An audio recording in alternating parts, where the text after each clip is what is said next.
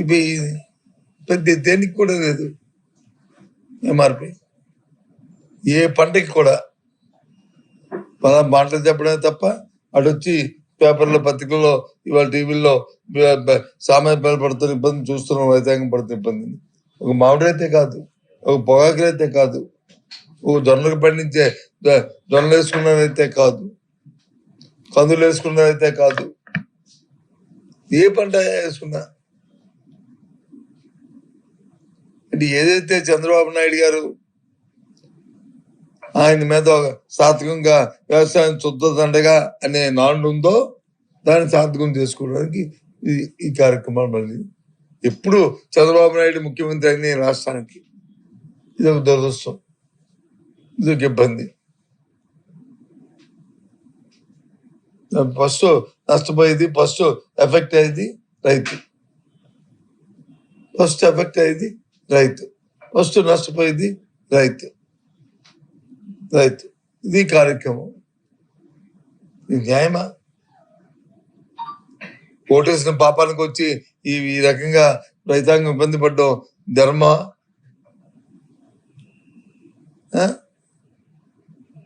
చెప్పండి.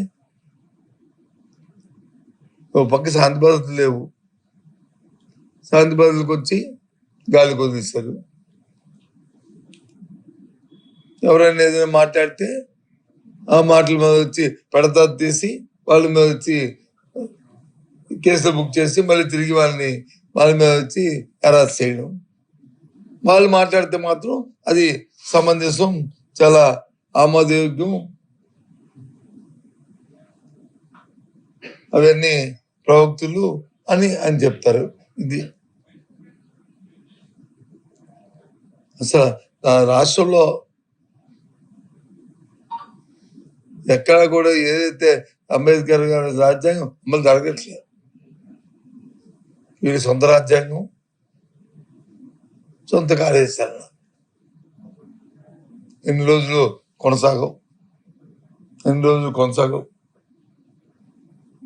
ప్రజల్లో వస్తా తిరుగుబాటు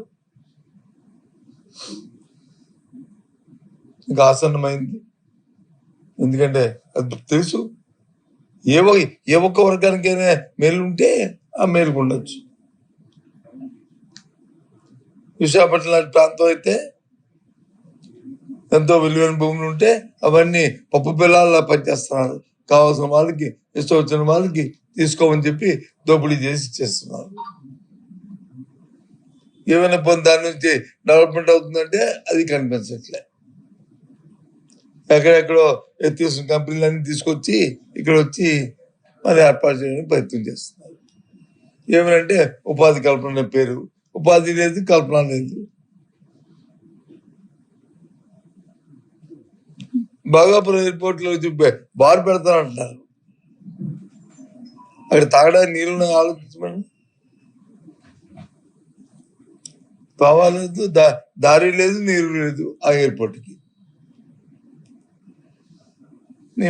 మేము అన్ని ప్లాన్ చేసి, అన్ని కార్యాచరణ చేసి, ల్యాండ్ అగ్రిమెంట్ చేసి, శంకుస్థాపన చేసి, టైం ఫిక్స్ చేసి మా ప్రభుత్వం ఆ రోజు అధికారం దిగిపోయాం. మేము అక్కడ ఉంది కన్స్ట్రక్షన్ అవుతున్నా డెవలప్మెంట్ చేయలేదు, దారి లేదు, నీరు లేదు. దానికి చెప్పనండి, ఎక్కడుందో దారి, ఎక్కడుందో నీరు, తాగడానికి ఎక్కడ ఉంది? త్వరలో దాని కష్టాలు తెస్తే మళ్ళీ దానికి యూజర్ ఛార్జీలు, మరి ప్రభుత్వం ఏం చేస్తుంది? ఇదే సంపద సృష్టి.